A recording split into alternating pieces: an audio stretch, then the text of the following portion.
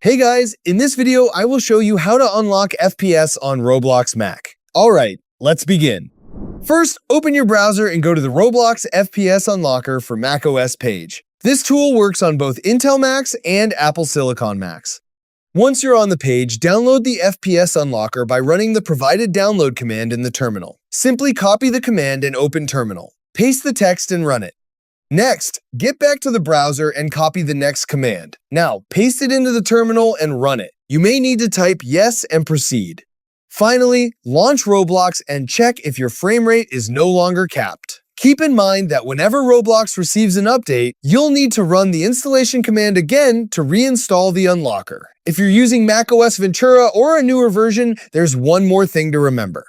If your display only supports a 60 Hz refresh rate, you won't notice any improvement even if the FPS cap is removed. To benefit from higher frame rates, you'll need a high refresh rate display or use the Vulkan renderer if it's supported by your setup. So that's basically how you can unlock FPS on Roblox Mac. That's it for this video. Thanks.